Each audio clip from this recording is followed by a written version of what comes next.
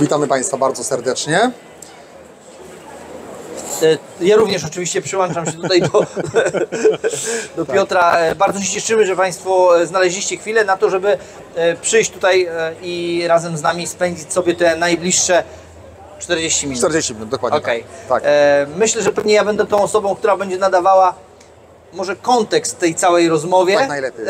Natomiast będę prosił oczywiście Piotra, żeby on również z nami dzielił się tutaj swoją wiedzą i żeby przed nami snuł opowieści, smuchuj, paproci odnośnie tego, co się będzie działo teraz z tym prądem, z energią. Także Piotr, ja oddaję Ci tutaj głos i zaczynamy. Okej. Proszę Państwa, tak zacząłbym od czegoś takiego, ponieważ panel dotyczy taryf dynamicznych, które, tak to zostało nazwane, są w przeddzień ich wdrożenia. Nie tak dawno, bo niecałe 2,5 miesiąca temu mieliśmy stoisko i występowaliśmy w Łodzi na wielkiej integracji u Kuby Midela. I tam na scenie zadałem przed ogromną publicznością jedno pytanie. I teraz je powtórzę. To pytanie brzmiało: kto z Państwa jest w stanie dzisiaj wytrzymać bez energii elektrycznej? Tylko nie mam na myśli awarii, godzinę, dwie i tak dalej, jakieś przerwy, tylko ogólnie funkcjonować bez prądu. Czy jest ktoś taki tutaj wśród osób zgromadzonych? Jeżeli tak, to proszę o rękę w górę. Właśnie, tak myślałem. I właśnie to nam pokazuje, że bez energii elektrycznej dzisiaj jest naprawdę bardzo, ale to bardzo ciężko funkcjonować, realizować jakiekolwiek rzeczy. Prąd stał się medium, które jest wręcz niezbędne do życia. I teraz tak, ten prąd możemy sobie na szczęście dzisiaj samodzielnie wytworzyć. Możemy mieć pełną autokonsumpcję, czyli możemy go magazynować w akumulatorach. Możemy korzystać z sieci oczywiście, niestety, ale sieć energetyczna działa coraz gorzej, coraz mniej wydajnie, są coraz większe przerwy, awarie, dochodzi do długotrwałych wyłączeń, do blackoutów, fotowoltaika przestaje działać, falowniki się wyłączają z powodu zbyt wysokiego napięcia. Są też miejsca takie, w których niestety napięcie jest stale tak wysokie, że nawet nie ma sensu montować fotowoltaiki on-gridowej, bo po prostu ona nie działa. Te falowniki nigdy się tam nie uruchomią, bo gęsto to napięcie przekracza 260 V, a nawet bywa tak, że nocą jest powyżej 260 V, co jest abstrakcją. I teraz do tego wszystkiego cena energii cały czas nam rośnie. Jak jeszcze pamiętamy, pewnie 3, 4, 5 lat temu w niejednym gospodarstwie ceny energii to było 40 groszy, 50 groszy, niektórzy może 60. Jak się wtedy mówiło, że niedługo będzie energia drożała, będzie kosztować 80, 90 złotówkę, to się wszyscy śmiali, to jest niemożliwe, bo został wykończony biznes, bo ludzie by tego nie wytrzymali. Dzisiaj, nie tak daleko patrząc, mamy złoty 40, złoty 50, niektórzy złoty 70, bo takie informacje dostaję od widzów, od rynku generalnie. Co będzie za rok, 2? 2, 2,50, 3 czy więcej. Nie chodzi o straszenie, chodzi o zwrócenie Państwa uwagi na problem, który się pojawił. Bo niestety, ale to, co nam szykuje generalnie, czy Unia, tak, czy jakby to dopasowanie do przepisów, to jest jedno, ale wydajność infrastruktury to jest drugie. W lipcu wchodzą w życie taryfy dynamiczne. Czyli to będzie polegało na tym, że oczywiście nie dla wszystkich będzie to dostępne od razu, bo będzie ta usługa dostępna tylko dla osób, które będą miały wymieniony licznik na tak zwany inteligentny, ale sukcesywnie, bo do 2030 roku wszystkie liczniki w Polsce zostaną wymienione.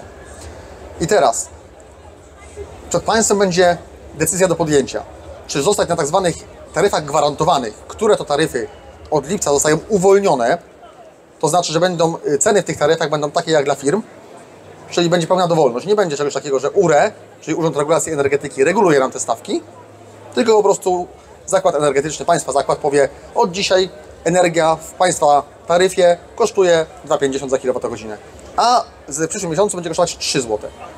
Bo dlaczego nie? Skoro prąd budowlany może kosztować 3,50, to dlaczego zwykły nie może tyle kosztować? No właśnie. I teraz wyobraźcie sobie, że energia tak idzie do góry. A teraz macie z drugiej strony przed sobą informację, że możesz mieć taryfy dynamiczne. Tam energia będzie kosztować w ciągu dnia, jak będzie słońce i będzie wiatr ewentualnie wiał nocą, to możesz mieć ten prąd po 50 groszy na przykład. Ale w godzinach popołudniowych, w godzinach szczytu, kiedy już nie ma słońca, kiedy jest dzień pochmurny, ta energia może kosztować 5 zł, 8 zł, nie wiem, może więcej. I teraz pytanie, z czego będziecie chcieli skorzystać? Czy być na tych taryfach gwarantowanych, gdzie ta cena jest zmieniana po prostu na zasadzie widzimisię operatora, czy taryfa dynamiczna, która może być tania, a droga, kiedy nie ma słońca, ale w momencie, kiedy taryfa dynamiczna, to tylko z magazynem energii. Fotowoltaika z magazynem energii. Magazynujecie sobie prąd we własnych bateriach po to, żeby mieć go tanio ze słońca lub ewentualnie z sieci wtedy, kiedy jest nadprodukcja energii, kiedy ten prąd jest naprawdę tani i wykorzystujecie go wtedy, kiedy ta energia zaczyna być bardzo, ale to bardzo droga. Macie wtedy pełną autokonsumpcję. Możecie się odłączać od sieci na 9-10 miesięcy w roku, bo tak jest generalnie przy instalacjach hybrydowych, a te 2-3 miesiące, ta zimowe, najgorsze, no wtedy być w takiej właśnie hybrydzie, czyli układ mieszany, trochę sieci, trochę fotowoltaiki, trochę wiatru. To jest decyzja do podjęcia. Ale to wszystkich nas czeka, no za wyjątkiem off-gridowców pełnych, prawda? To wszystkich ludzi, którzy mają podłączenie do sieci, niestety czeka taki wariant. Decyzja będzie do podjęcia dosyć szybko. Także to pozostają do przemyślenia. Tu oddaję na chwilę głos Marcinowi, żeby tak nie stał, że tak powiem, bo tak czekaj. Okej. Teraz tak. W związku z tym, że Państwo na tej scenie macie dwie osoby, które masz licznik i jesteś podłączony do sieci elektroenergetycznej? Nie, nie mam. Nie, Piotr mówi, że nie ma licznika, nie jest podłączony do sieci elektroenergetycznej i widać, że żyje. Licznik mam, własny licznik mam, taki, który tak. Właśnie. Sprawdzasz sam, ile Tak, zużywasz, dokładnie, ile produkujesz, tak. ile zużywasz. Dobrze. To w takim razie na scenie jest jedna osoba, która nie jest podłączona do sieci elektroenergetycznej. Poza Piotrem jest jeszcze jedna ja. Ja również nie jestem podłączony i nie korzystam z sieci elektroenergetycznej i od samego początku postawiłem na to, że przejdę całą drogę od podstaw i będę się bawił na samym początku w off-grid, a później, że będę zajmował się z tym jak gdyby dzień po dniu, tydzień po tygodniu, miesiąc po miesiącu bardziej profesjonalnie. A teraz jeszcze dodatkowo zadam Państwu może pytanie, jakby co, to niech też ktoś podniesie do ręki, czy ktoś z Was przykładowo zna kogoś albo ma jakiegoś sąsiada, który jest też w 100% wypięty z sieci. Okej, dobrze. Okazuje się, że osób takich, które podjęły do tej pory to wyzwanie i tą rękawicę, w Polsce jest bardzo mało. A teraz tak, niech podniesie rękę do góry osoba, która nie jest wpięta do sieci elektroenergetycznej i ma przykładowo sąsiadów nie wpiętych do sieci elektroenergetycznej.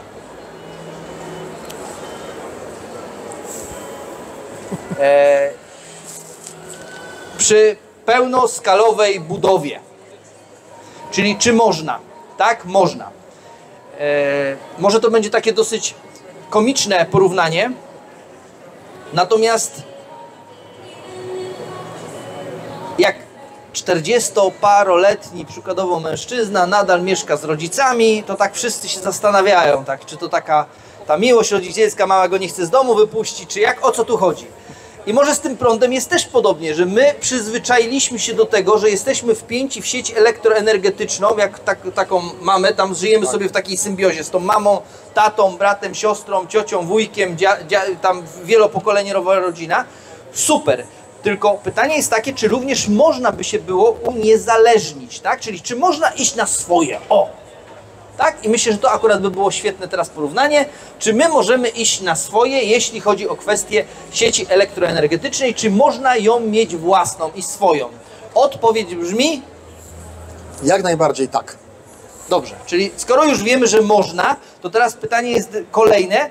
Czy to ma sens? Czy warto? Czy powinniśmy? Czy w ogóle zaczniemy? Czy warto brać to pod uwagę? Myślę, że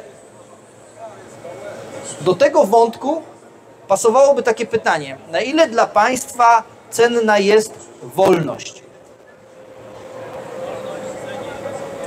No, zasadniczo ktoś powie, że jest bezcenna, tak? Natomiast wiadomo, że za wszystko też w pewnym momencie trzeba gdzieś tam zapłacić.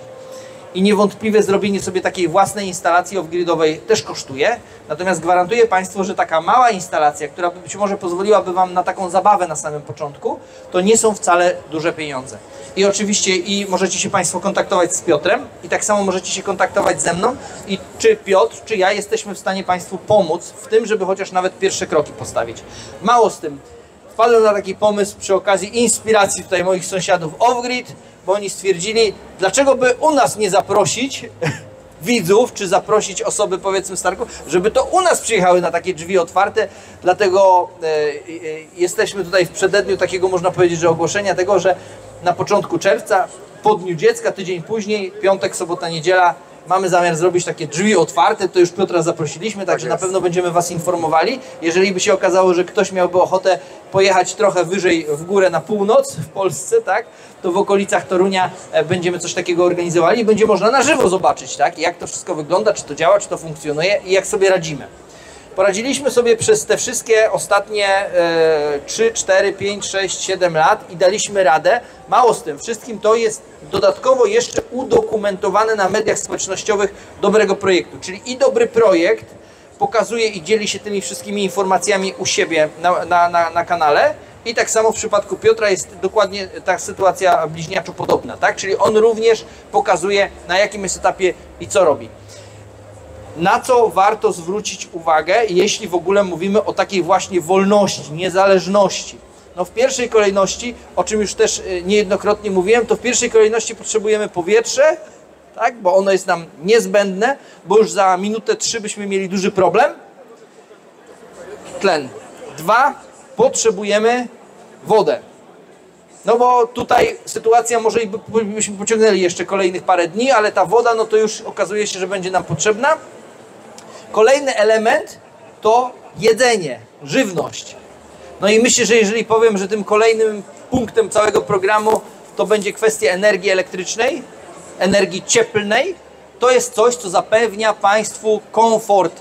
I o tyle, o ile jeszcze latem jesteśmy sobie w stanie wyobrazić to, że tak gdzieś tam byśmy się tak, moglibyśmy nawet pod przysłowiowym tam tym mostem moglibyśmy się przenocować, to jeszcze nie byłoby wcale nic strasznego, to o tyle już w sezonach jesiennych, tudzież zimowych, mało kto sobie z nas raczej wyobraża taką formę spędzania czasu wolnego, tudzież żeby tak żyć. I do tego jest mu potrzebne schronienie i potrzebny jest mu dostęp do wszystkich tych mediów po to, żeby można było się czuć komfortowo i dodatkowo w tym wszystkim bezpiecznie. Jeśli będziemy mieli zaspokojone te wszystkie potrzeby, można powiedzieć, że zaczynamy się czuć krok po kroku wolnymi ludźmi. Dodatkowo wartość tego poczucia wolności rodzi się tam, gdzie kończy się sieć. Bo wiadomo, że państwo dba o nas, dba o każdego obywatela, dba o to, żeby mu dostarczyć wodę i oczywiście koniec tej rury przyłączeniowej, żeby zaopatrzyć w licznik, żeby obywatel wiedział, ile zużywa, jak zużywa, na co, gdzie co idzie, czy tam czasami uszczelka gdzieś tam nie puściła. Natomiast ten licznik jest takim, można powiedzieć, swego rodzaju batem na to nasze zużycie tej wody. I podobnie jest w przypadku energii elektrycznej. I w jednym i w drugim przypadku mamy tak naprawdę dostęp do czy wody, czy energii, dosłownie można powiedzieć, że wręcz z natury, tak? No bo zanim rząd powstał, woda była, tak? I tak samo jest przy zmianach władzy, również deszcz jest, woda jest, tak? Tak samo jak słońce. Słońce było, jest, będzie. A jak już go nie będzie, no to umówmy się, to naprawdę, to nasza cała ta prelekcja niewiele będzie warta. To nie będzie, po prostu, tak. Dokładnie. Żeby to wszystko można było ułożyć, sformalizować, to teraz usiądziemy razem z Piotrem, ja mu przekażę mikrofon i zaczniemy sobie to rozbijać na części pierwsze, to znaczy zaczniemy omawiać sobie kwestie związane z tym, jak to, skąd to się po kolei bierze, gdzie tam, skąd ten prąd możemy czerpać. Kolejna rzecz, gdzie możemy przechowywać, w jaki sposób, a kolejna to jak wykorzystywać tą energię po to, żeby można było się bawić w tą całą zabawę z dynamiczną taryfą. Tak jest. Tak, i właśnie ja bym tutaj nawiązał jeszcze do tego, co powiedział Marcin, czyli kawałeczek jakby do tej wolności, bo Marcin nie poruszył tematu dosyć istotnego, takiego jak ogrzewanie, czyli własne ciepło i oczyszczalnia ścieków, no bo wiemy, że niestety te ścieki są związane czysto z wodą i z tym, co że tak powiem, no większość ludzi jednak wymaga dla komfortu. Także to są kolejne elementy, które również możemy mieć jakby własne, jako własne rozwiązania na własnej działce, we własnym domu. I to nam gwarantuje, że po prostu de facto odcinamy się od systemu, który po prostu no, działa tak jak działa, niekoniecznie dobrze, zależy w jakim miejscu, ale no, większość osób jednak coraz bardziej narzeka na działanie tego systemu. Niestety to wszystko się wiąże z energią, bo wszystkie te urządzenia bez prądu działać nie chcą. I teraz właśnie znowu wracamy do kwestii taryf dynamicznych. Zobaczcie Państwo, jak to wszystko jest przygotowane i misternie zaplanowane i przemyślane przez tych wielkich, już tak powiem, wielkich tego świata. Bo to oni tym wszystkim kierują i sterują. Wiedzą, że bardzo ciężko będzie wszystkim się odpiąć, prawda? No bo to jest wręcz niemożliwe. Ale ludzie próbują, ludzie szukają rozwiązań. Jak się uniezależnić, jak mieć sobie ten komfort, to bezpieczeństwo, to niezależność. I właśnie przez wprowadzanie tych systemów, tych rozwiązań, tych taryf dynamicznych, jeszcze bardziej chcą Państwa związać tym, żebyście płacili więcej, bo to pozornie wygląda bardzo fajnie. Taryfa dynamiczna, super, no w ciągu dnia elegancko, ja sobie tam ten prąd zgromadzę i tak dalej, ale pojawia się kolejny problem. Gdzie go zgromadzę? W jakich akumulatorach? Czy w jakim innym nośniku energii? Czy może w cieple, w ciepłej wodzie? Może w jakimś magazynie piaskowym, żeby to ciepło przetrzymać? Może to ciepło możemy potem też przetworzyć na energię elektryczną. Też są takie rozwiązania, ale to trzeba przewidzieć w odpowiednim momencie. I teraz fajnie, że będziemy mieli taryfy dynamiczne, bo w tych taryfach zaplanowane jest coś takiego, że w chwili, kiedy będzie dużo energii, to ona nie będzie tym towarem deficytowym. Będzie jej po prostu na rynku potężna ilość. A wtedy cena spada. Im czegoś jest więcej, tym to jest tańsze. I dochodzi do takich sytuacji coraz częściej, jeżeli Państwo śledzicie rynek energetyczny, to co się dzieje, to pewnie widzicie, że są informacje, że cena energii dzisiaj, jutro i pojutrze to będzie cena ujemna. Co to oznacza? To oznacza, że na chwilę obecną, oczywiście dla dużych podmiotów, nie dla konsumentów, ale dla dużych podmiotów ta cena po prostu spada poniżej zera. Nie ma to nic wspólnego z dystrybucją energii. Czyli to, że cena jest ujemna, to wy korzystając z tej sieci nie płacicie za energię czynną, ale płacicie za jej przesył. Jeżeli nawet ktokolwiek to zacznie regulować, to zawsze zauważcie, że reguluje cenę energii, a dystrybucja to jest wolna amerykanka. Co sobie OSD wymyśli, tak będzie. I teraz, żeby całkowicie nie płacić za energię w sieci, to cena ujemna musiałaby być na tyle niska, na tyle dużo poniżej zera, żeby przewyższyła koszt dystrybucji. I wtedy byłoby to opłacalne, żeby tą energię pobierać za darmo z tej sieci. Są takie kraje, oczywiście są takie sytuacje już w Europie, gdzie jest tak niska cena, że faktycznie jest to bardzo mocno opłacalne, ale znowu coś musi o tym decydować. No bo wyobraźmy sobie, że Państwo jesteście, może inaczej, te ceny ujemne są najczęściej w ciągu dnia, w godzinach, kiedy jesteście w pracy. No więc nie ma kto tym sterować. Nie ma kto myśleć, że oho, cena ujemna, to w tym momencie ja na przykład energię do sieci, z sieci pobieram, bo jest jej bardzo dużo, więc z automatu oni płacą za to jeszcze, że odbieram ten nadmiar energii. Z drugiej strony, cena bardzo wysoka, deficyt energii na rynku, to może warto tą energię sprzedać do sieci. Tylko znowu skąd ją sprzedać, jeżeli ta cena bardzo wysoka jest po południu, w nocy? My się tak przyzwyczailiśmy wszyscy przez lata, że ta energia ewentualnie w ciągu dnia to są jakieś tam godziny, ktoś ma tam taryfy G12, G12W, w Tauronie G13 i ona tam jest gdzieś nocą tania, w ciągu dnia średnio tania, droga, w godzinach szczytu bardzo droga, ale to się zmienia. Dlaczego? Dlatego, że zmieniają się nasze przyzwyczajenia w tej chwili. Jest coraz więcej pomp ciepła, coraz więcej aut elektrycznych, które kiedy ładujemy, z których kiedy korzystamy? No po południu i nocą. Wtedy, kiedy wracamy z pracy do domu. Więc zużycie, czyli zapotrzebowanie na energię i ten szczyt tak naprawdę energetyczny, on już nie przypada na godzinę powiedzmy 16, 18, 20, tylko na godziny 22 do 3-4 rano. I dlatego właśnie niebawem w nocy energia nie będzie tania. Ona będzie drastycznie droga. No i teraz jakiś system musi to regulować.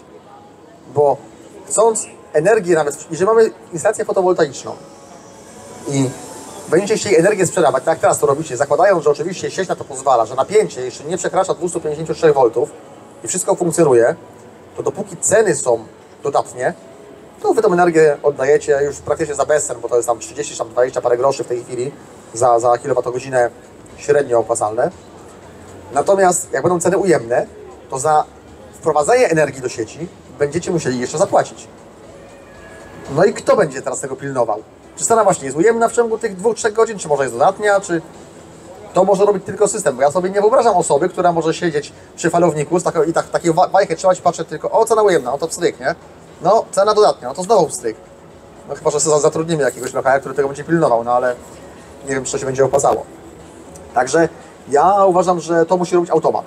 A automat to jest falownik hybrydowo-wyspowy z magazynem energii, z odpowiednim oprogramowaniem, które to wszystkim zarządza i który jest w stanie analizować na żywo taryfy dynamiczne, rynek energii, rynek cen i odpowiednio dopasowywać wedle naszych założeń, wedle tego, co sobie postanowimy, co dla nas to jest cena niska, co jest cena średnia, co jest cena wysoka.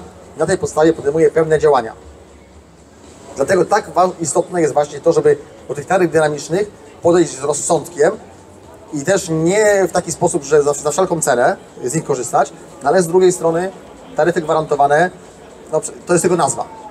To już jest tylko nazwa, to już nie jest nic związanego z gwarancją, bo tu będzie pełna dowolność.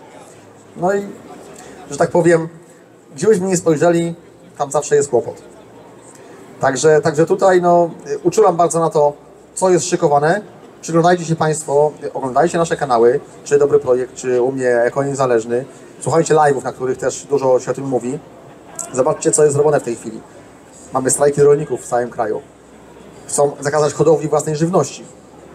Nie będzie można za chwileczkę tak naprawdę uprawiać szczypiorku w ogródku czy na balkonie. Bo Unia sobie tego nie życzy. Będą kary, będą jakieś kontrole i tak dalej. Wszystko, co chcecie robić na własne potrzeby, będzie zakazane. Bo będziecie musieli kupować żywność z pestycydami, jakimś, za przeproszeniem, syfem i tak dalej. No, pytanie, czy do czego to zmierza? Więc tak długo, jak będziecie zależni od systemu, tak długo ten system będzie was niszczył. No i jest jedyny słuszny krok, po prostu się od niego sukcesywnie odłączać. Wywiercona studnia, własna woda. Fotowoltaika z magazynem, własny prąd. Pompa ciepła, własne ciepło. Oczyszczalnia biologiczna, oczyszczana woda, ewentualnie uzdatnianie wody deszczowej, zbieranie gromadzenie tej wody do jakiegoś spłukiwania wody w toalecie, nawet do mycia się to nie jest problem, bo woda deszczowa jest czysta. Także tak to wygląda pokrótce. Ja oddam teraz znowu głos Marcinowi.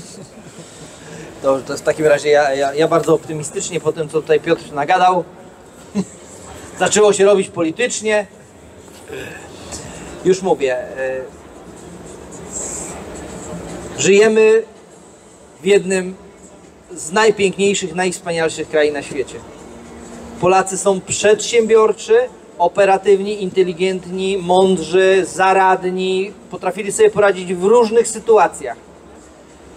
I uważam, i mogę to śmiało powiedzieć, że nie mamy powodu najmniejszego do tego, żeby się wstydzić, wręcz odwrotnie. Możemy być dumni z tego, jakim jesteśmy narodem i ile potrafimy zrobić. Czego świetnym przykładem jest nasze ostatnie 30 lat z kawałkiem rządów. I ja przekornie trochę w stosunku co do Piotra chciałbym bardzo podziękować wszystkim naszym politykom obecnym, tym, którzy byli wcześniej, tym, którzy byli jeszcze wcześniej i którzy byli 15 lat temu przy sterach władzy, 20, 25 lat temu, 30 lat temu władzy. A wiecie, dlaczego chciałbym im podziękować? Bo doprowadzili do tego, że mamy największy i najszybszy wzrost PKB na świecie. Jesteśmy bodajże na pierwszym czy na drugim miejscu. W związku z tym chciałbym Ci wbić szpilę w takim razie. Nie oddam Ci. Nie chodzi o oddanie. Chodzi o to, że ja nie mam nic za naszych polityków, ale do Unii Europejskiej, która nakłada jakieś dziwne sankcje, czy dziwne wymogi, prawda? A nasi politycy niestety są na to podatni i często jeszcze swoje do tego dokładają. Niekoniecznie jest to zgodne z naszym myśleniem, ale ja nie mówię o ogóle, ja mówię o jednostkach, prawda? Także też, żeby to było jasne. Dobrze. I teraz tak, idąc krok dalej. Jeśli cofniemy się 30 kilka lat do tyłu i porównamy PKB Niemiec i Polski, to nie było co porównywać. To była przepaść.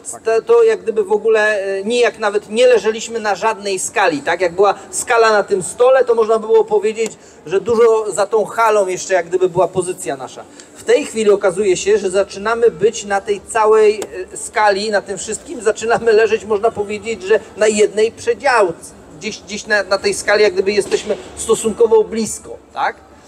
Oczywiście wiadomo, że oni są gdzieś tam przed nami, natomiast to już jest taki moment, w którym nasz tor rozwoju, on musi wykroczyć poza, tak? Bo do jakiegoś czasu możemy gonić peleton, ale w pewnym momencie, kiedy już go dogoniliśmy i stajemy się jednym z najbogatszych krajów na świecie, to my musimy znaleźć na siebie swoją własną receptę, swoją własną dewizę i w jaki sposób mamy poprowadzić siebie do przodu.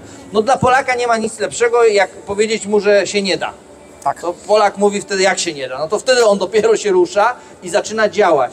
I być może to też spowodowało to, że przez te ostatnie 30 parę lat tak mocno goniliśmy ten cały peleton. I my go dogoniliśmy, my już w nim jesteśmy, a teraz trzeba znaleźć dla siebie swój odpowiedni tor i nie myśleć o tym, jak gonić ich, tylko jak ich wyprzedzić. Ja wiem, że może to jest plan na najbliższe, może 30, 40, tam 50 lat, ale też to jest tak, że mnóstwo z nas dożyje tego. W związku z tym fajnie by było wiedzieć o tym, że mamy czynny udział i zmieniamy nasz kraj i dokładamy tą naszą swoją cegiełkę. Uważam, że jeżeli każdy z nas jako jednostka będzie niezależny, to przyczyni się do wzrostu gospodarczego naszego kraju, a jednocześnie jeżeli każdy z nas będzie w sposób taki wyraźny manifestował chęć zmian, to znaczy chęć tego, żeby choćby nawet kwestia związana z coś, co się szarpie od wielu lat, temat związany choćby nawet z CPK i tak dalej. To są wszystko takie tematy, które wręcz nam są potrzebne. Ja może nie wiem, czy Piotr się zgodzisz ze mną, nie wiem, czy zauważyłeś, czy wiecie Państwo o tym, że wszystkie może przesadziłem, że wszystkie, ale mnóstwo tych komponentów, z których my korzystamy, budując naszą własną energię, tak, czyli bycie off-grid, nie wiem, czy zauważyłeś, że wszystko idzie z Niemiec? Tak. Autentycznie. I powiem Wam tak, do któregoś momentu można pewnych rzeczy nie rozumieć, nie wiedzieć, tak? No, można nie wiedzieć, jak tam rośnie to roślinka czy coś, ale jak zaczynamy się uczyć tego wszystkiego, skąd się bierze ten prąd, jak to wygląda i tak dalej, ale jak już zaczynamy się uczyć, to już zaczynamy być świadomi i wtedy należałoby się nad tym zastanowić z jednej strony, ale z drugiej strony też coś robić w tą stronę. Teraz proszę sobie wyobrazić, że za każdym razem jak te 5, 8, 10 czy tam 20, 50 tysięcy czy 100 tysięcy jest wydawane na jakąkolwiek infrastrukturę elektryczną, tudzież własnej energii w domu, to proszę sobie wyobrazić, że pieniądze gdzieś tam zostają u nas, powiedzmy, za zachodnią granicą. Nie fajnie by było, gdyby one były u nas. Ja dopiero teraz, jeżeli widzę, bo dociera do mnie, nie wiem, czy mnóstwo przesyłek, czy kwestia robienia zakupów, czy jakiekolwiek współpracy, cokolwiek, okazuje się, że ja widzę, że wszystko to, co przychodzi, tak? Już nie przychodzi z Chin, tak jak jeszcze było stosunkowo niedawno, że wszystko praktycznie można by było powiedzieć, że było z Chin, to teraz w tej chwili, żeby coś dotarło do nas w ciągu 2-3 dni, dociera zza zachodniej granicy. I ja czuję po prostu, że mogłaby część tych pieniędzy po prostu zostać u nas w kraju. I jest mi z tego powodu w jakiś sposób, może nie, że przykro, ale inaczej, ja czuję wyzwanie i czuję taką wewnętrzną misję odnośnie tego, żeby o tym powiedzieć, bo być może będę jedną, kolejną osobą, która coś powie. Zawsze lepiej jest coś powiedzieć, niż przemilczeć i przejść dalej, przejść obok tego tematu. Kolejna kwestia, która się za tym rodzi, to jest kwestia związana z tym, że jeśli zadbamy o tą własną niezależność energetyczną, sami też się przekonamy, że to nie do końca we wszystkim jest takie łatwe i proste. Bo nagle okazuje się, że można wyprodukować we własnym domu, we własnej instalacji 3 kW, 4, 5, 6, 8, 10 i może się okazać, że my nawet w ogóle nie będziemy w stanie jej wykorzystać z tego względu, że urządzenia je pożrą i tak dalej, i tak dalej. Jak człowiek zaczyna to analizować, to myśli sobie, o ten biedny dostawca energii, on wcale nie ma tak lekko, tak? No bo my bierzemy od niego tą kilowatogodzinę, kładziemy mu tą złotówkę i mówimy, za drogo, 2 zł za drogo. To odwróćmy to w takim razie. Ja dam panu, albo pani, ja dam pani 5 zł i proszę mi przynieść 5 kW tutaj. No właśnie.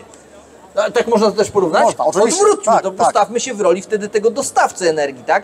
On musi nam ją, nie wiem, tam spalić ten węgiel, oprócz tego jeszcze teraz jakieś narzucają problemy, no nie można tego, trzeba zmienić, ale musi być ileś wiatraków, ale one raz się kręcą, To znaczy raz może, nie. To ja momencie, może. ja już dokończę tylko myśl, już Dobrze, oddaję dobra, mikrofon, okej, dobrze? Natomiast jeżeli weźmiemy to, odwrócimy, tak, i jak gdyby zobaczymy to przez pryzmat tego dostawcy, to nagle okazuje się, że po pierwsze, zaczynamy to rozumieć i wcale nie wieszamy aż tak mocno na nim te psy przysłowiowe, tak, tylko zaczynamy to z jednej strony rozumieć, ale z drugiej strony też zaczynamy się zastanawiać i myśleć też trochę jak przedsiębiorca, który może być też również producentem tego prądu. Tak? A dzięki temu, że może produkować, to dzięki temu zacznie go oszczędzać, zacznie nim dobrze zarządzać i będzie zwracał na wszystkie aspekty uwagę, jeśli chodzi o kwestie mądrego wykorzystania własnych zasobów finansowych po to, żeby przerodzić je w swego rodzaju taki biznes, który może polegać na tym, że będzie sam sobie produkował tą energię, gospodarował nią, a później magazynował, tudzież przechowywał i zastanawiał się, na ile jeszcze go stać i na ile jeszcze może sobie pozwolić, w zależności odnośnie tego, jak mu sprzyjają tutaj warunki pogodowe. Przekazuję Tobie głos, proszę bardzo. Dobrze. Tak trochę się wtrąciłem, bo Marcin tutaj powiedział bardzo fajną rzecz. Natomiast właśnie odnośnie tego wytwarzania energii. Bo proszę Państwa, wytworzenie energii dzisiaj, jako takiej czystej energii, nie jest problemem. I to wręcz wbrew obiegowej opinii nawet nie kosztuje dużo. Sama produkcja tej energii. Już abstrahuję od tego, czy ona jest z węgla, czy ona jest z wiatru, czy ona jest z fotowoltaiki, nieistotne. Problemem w koszcie całkowitym, po pierwsze jest dystrybucja tej energii, czyli utrzymanie tej infrastruktury i sieci elektroenergetycznej na dobrym poziomie, czyli okablowania, wszystkiego co jest w ziemi, wszystkiego co jest na słupach, czyli słupów, podbudowy pod tymi słupami, transformatorów, wszelkiego rodzaju urządzeń, które towarzyszą temu, żeby ta energia do nas, do domu docierała, jest również inwerterów i tak dalej, zabezpieczeń tego wszystkiego. I to jest bardzo duży koszt całościowy. Do tego dochodzą oczywiście podatki i tak dalej, bo to jest normalne. Natomiast gro tych kosztów niestety pochłaniają te wszystkie certyfikaty związane z prawami do emisji dwutlenku węgla, prawda? I dlatego właśnie te ceny nam rosną i będą rosły, bo te koszty tych praw do emisji rosną. I to jest właśnie ten kłopot. Jak tą energię sami sobie wytworzycie na własnej działce, we własnym domu, ze słońca czy z wiatru, no to nie macie kosztu dystrybucji. Oczywiście ktoś powie zaraz, tak, muszę kupić panele, muszę kupić falownik, muszę kupić okablowanie, ktoś to musi zrobić, bo na przykład sam nie potrafię, więc jakaś firma musi przyjechać, trzeba jej zapłacić. Zgadza się. Tylko że to jest wydatek, czy inwestycja jednorazowa. Raz kupujemy, instalujemy, działa to spokojnie te 20, 25, 30 lat. Bo tak jest ten system przewidziany. Za energię z sieci musimy płacić co miesiąc. Już bez względu na okres rozliczeniowy, czy to jest miesięczny, dwumiesięczny, półroczny, roczny, nie ma znaczenia. Generalnie płacimy co miesiąc. I teraz płacenie rachunków, czy to za prąd, czy za wodę, czy za gaz, czy jakiekolwiek inne media, inne usługi, to jest nic innego jak dożywotni kredyt ze stale rosnącą ratą. Niestety. Mając własną instalację, płacimy raz. Ona nam się zwraca na ogół w okresie 5, 6, 7 lat, niektóre troszeczkę dłużej, zależy od wielkości, ale jeżeli są dobrze dopasowane do potrzeb, to zwracają się w tym mniej więcej okresie czasu. Płacimy raz. Te instalacje oddają z nawiązką, bo one funkcjonują 20, 25, 30 lat. Oczywiście serwis, jakiś przegląd jest wymagany, czy jest zalecany, żeby to wszystko pracowało, ale umówmy się szczerze, te koszty tego serwisu, nawet jak przyjedzie jakaś firma z zewnątrz, ktoś to przejrzy, wyda jakieś zaświadczenie, że jest dobrze, że poprawi ewentualne usterki, jakby przeprowadzi konserwację, ileż to kosztuje zapłacić raz na powiedzmy rok, czy raz na 2 lata te 300 czy tam 400-500 zł. To jest taki wydatek. A nie jednokrotnie za prąd będziemy płacić, teraz płacimy 500 zł miesięcznie, a za chwilę będziemy płacić 1000-1500 albo więcej. No więc porównajmy to. Ja to zawsze przyrównuję do tego, że jeżeli coś jest droższe na początku, to potem jest tanie w eksploatacji. Czyli ten capex tak zwany, to są te koszty początkowe. A opex to jest to, z czego korzystamy i potem czerpiemy zyski.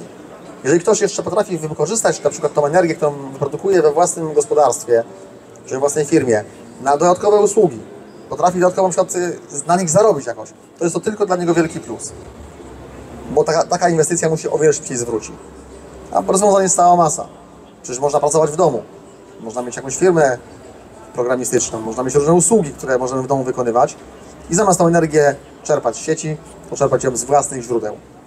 Ekologicznych, samowystarczalnych, zapewniających komfort, bezpieczeństwo, wygodę, niezależność. Brak możliwości tak naprawdę jakiejś inwigilacji, bo nikomu nie musimy się tłumaczyć, ile energii produkujemy, na co ją zużywamy, w jakich godzinach, ale warunkiem jest dobrze dobrany system do potrzeb, wiedza i doświadczenie, co chcemy osiągnąć, czy zależy nam tylko na tym, żeby to nam się zwracało, bo wiele osób zwraca uwagę na to, a kiedy mi się to zwróci? A przecież to się nigdy nie zwróci, a to nie ma sensu, to jest ekonomicznie nieuzasadnione, a to się psuje, a ciągle to nie działa, po co i tak dalej. Takie pytania są, bo ja czytam komentarze pod filmami, więc na okrągło, prawda, one się pojawiają. Ale znowu porównujmy do tego, jak budujemy dom, czy budujemy, czy okupujemy, czy ktoś się zastanawia, kiedy on nam się zwróci? Jak kupujemy nowy samochód, to czy ktoś pyta, a kiedy ten samochód mi się zwróci? To po prostu jeździmy, kupujemy fajne auto, bo chcemy mieć komfort, wygodę, bezpieczeństwo. Kupujemy dom, bo chcemy mieć własne miejsce, tak? Lokum, ciche, spokojnie, gdzie możemy odpocząć, gdzie możemy mieć taką odskocznię od tego zgiełku, który jest, prawda, który panuje naokoło nas w ciągu dnia.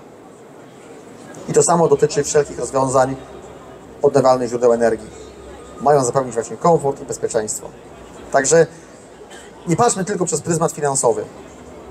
Patrzmy całościowo na to, co nam to daje, jakie daje możliwości i w jakim kierunku to wszystko zmierza. Ja myślę, że oddam jeszcze głos Marcinowi, bo tutaj nie chcę, że tak powiem, urywać tego wątku, ale ja myślę, że Marcin kolejne zdanie jakieś ciekawe powie, a ja nawiążę, bo tak to dosyć fajnie wygląda na ogół, jak zauważyłem. Dziękuję Ci, Piotr, że oddałeś mikrofon. Albo Dobrowolnie, dobrowolnie. Tak, albo tudzież, że podzieliłeś się nim ze mną. Z takich tematów, które chciałbym poruszyć, to jest coś, o czym ja mówię praktycznie przed każdym z odcinków. Mówię, że dobry projekt zajmuje się promowaniem i propagowaniem off-gridu i promowaniem i propagowaniem tych wszystkich rozwiązań, które pozwolą nam żyć bez płacenia rachunków. Przecież off-grid jest czystą esencją niepłacenia rachunków. Wybrałem taką drogę,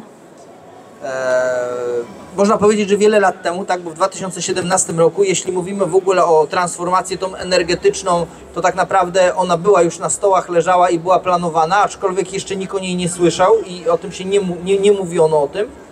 Natomiast na dzień dzisiejszy temat jest bardzo żywy. Ja wyobrażałem sobie to w ten sposób, że to jest śmiesznie łatwe i proste, jeśli porównam to do życia kogoś na Alasce, który ma najbliższego sąsiada 100 km. Gwarantuję Państwu, że nikt mu tam linii energetycznej nie dociągnie, że nikt go nie będzie zaopatrywał w opał, nikt go nie będzie zaopatrywał w wodę, nikt mu nie będzie na końcu tego kabla zakładał licznika i nie będzie próbował od niego brać złotówkę, 2 złote, 3 złote albo nawet $4 za 1 kWh i dociągnięcie do niego linii. I dlatego uważałem, że to jest śmiesznie proste. Żebym ja, mając obok siebie trafo pół kilometra, nawet niecałe 400 metrów, to ja stwierdziłem, że poddać to ja się będę mógł zawsze. Bo 400 metrów ja sobie ten prąd dociągnę. Ale za każdym razem przyświeca mi taka wizja, pomysł tego i widziałem przed sobą tych ludzi, którzy zakładali swoje domy właśnie w oddaleniu o 50, 80 czy 100 km gdzieś tam na Alasce, tak? To pomyślałem sobie, to jeżeli ja będę biadolił, to co oni mieliby powiedzieć, jeżeli by siedzieli obok mnie? To co oni w takim razie? A gwarantuję Państwu, że na pewno większość albo bardzo dużo ich domów wyglądają świetnie. Tak, i z całą pewnością one nie powstały dzięki temu, że ktoś im linię dociągnął, poprowadził, porobił za nich to wszystko, tak, a później kazał im płacić po parę dolarów tam za te kilowatogodziny. I to też może być dla Państwa swego rodzaju taką inspiracją, że skoro tamte osoby mogły, nawet już nie trzeba patrzeć na Alaskę, tak, wystarczy tutaj spojrzeć na Piotra, tak, wystarczy spojrzeć też na bohaterów często moich odcinków, moich sąsiadów, Rysia, Dorotę. Mamy też fajne przykłady spoza tego naszego własnego podwórka, ludzi, którzy pomimo tego nawet, że są w sieci, bo akurat ja w tej chwili wymieniłem osoby, które nie są w sieci elektroenergetycznej, ale też jest dużo osób, które już w tej chwili przełamują pewne bariery, schematy, i pomimo tego, że są w sieci elektroenergetycznej, to można powiedzieć, że coraz rzadziej z niej korzystają. I być może faktycznie wchodzą w nią szczególnie często, gęsto i mocno intensywnie w okresie zimowym, ale zwróćcie uwagę, że ta szklanka w takim razie jest w 3/4 wypełniona wodą. Tam tylko trochę brakuje. Tak? Okej, dobrze, my się porwaliśmy trochę z motyką na księżyc. Tak? Wyszliśmy poza szereg, też jednocześnie mając mało możliwości takich punktów odniesienia, żeby można było się do kogoś porównać. No bo nie za bardzo było do kogo. Miałeś do kogo się porównywać? Nie, ja też nie za bardzo, jak gdyby, tylko wiedziałem o tym, że tak jest. No wyobrażałem to sobie, że jak w samochodzie jest akumulator i w nim tam jest to trochę prądu, no to stwierdziłem, no to co tam, to żarówkę tam przez chwilę, Oczywiście. to coś i tu będę myślał, się zastanawiał. I tak krok po kroku od 1, 2, 3 paneli i tak dalej i przez cały czas do przodu. Mało z tym, teraz zwróćcie uwagę, że cały kierunek, wszystko to, co się dzieje w gospodarce, polityce, kieruje nas w stronę energii elektrycznej. Ogrzewanie, prąd. Zasilanie samochodów, prąd. I tak można by było cały czas wymieniać. Maszyny, fabryki, urządzenia, prąd, energia. W związku z tym okazuje się, że mając i posiadając własną instalację, choćby nawet fotowoltaiczną, tudzież turbiny powietrzne, w związku z tym macie możliwość też stawania się osobami, które już nie tylko, że produkują dla siebie, ale też generują wartość. Tak? Czyli już nie tylko, że tą wartością jest niepłacenie rachunków, ale też, świetnie, bardzo mi się to podobało, co powiedziałeś odnośnie tego, że można to wykorzystać też w ramach swoich usług, w ramach wykonywanej działalności gospodarczej, w ramach biznesu, jaki się prowadzi. Dokładnie. Można ten prąd wykorzystywać, nie oddawać. I nawet jeżeli wysterujecie sobie swój własny biznes, w taki sposób, że być może, żebyście pracowali tylko pół roku w takim razie, kiedy świeci słońce, tak? A pozostałe pół roku po prostu weźcie urlop, wakacje wolne i tyle. No, bo przy obecnych cenach tego ogrzewania, to ja już też kilkukrotnie poruszałem ten temat, że kto wie, czy czasami nie opłacałoby się po prostu wsiąść w samolot i lecieć do ciepłych krajów, bo to będzie dużo tańsze i przesiedzieć tam 2-3 miesiące, tak? Bo przy cenach i rachunkach i przy tym, że miesięcznie trzeba płacić po kilka tysięcy, tak, no wiadomo, że jak to rozbijemy na wszystkie miesiące w roku, to zupełnie inaczej to wygląda, ale jeżeli trzeba będzie za taki dom zapłacić 2-3 tysiące ten rachunek, no nagle się okazuje, że tyle samo kosztuje życie w Tajlandii przez cały miesiąc. No to zaraz się okaże, że przesterujemy cały kraj. I teraz co zrobić, żeby nie trzeba było wyjeżdżać, co zrobić, żeby można było żyć tutaj i co zrobić, żeby można było żyć komfortowo. I tu akurat mam nadzieję, że Państwu udało się nam zasiać w Was tutaj takie ziarno i że ono będzie teraz kiełkowało, kwitło i że będziecie się zastanawiali, a jednocześnie, że będziecie zaglądali na nasze media społecznościowe. Prowadzimy tak samo, ja osobiście też prowadzę również kwestię Instagrama, TikToka, na którego zapraszam. A, właśnie, jak już tak rozmawiamy, to jeszcze bardzo chętnie dorzucę parę słów odnośnie tego. Kto ma pompę ciepła? Ręka do góry. Okej, dobrze. To inaczej. Kto planuje zakup pompy ciepła? Kto chciałby założyć sobie? Okej, dobrze, mamy już osoby tu. 6 Już, osób, tak. tak, 6 osób naliczyłeś? Chyba Dobrze, tak. okej, mamy 6 osób. Kto używa w domu klimatyzację, powiedzmy? Jest, raz, dwa, trzy, dobrze, mamy 3. To jest pompa ciepła. To jest pompa ciepła. Do tamtych 6 3 dorzucamy, mamy Tak. już 10 osób. Dobrze, teraz tak. Proszę mi powiedzieć teraz tak. Kto z Państwa ma hybrydową pompę ciepła?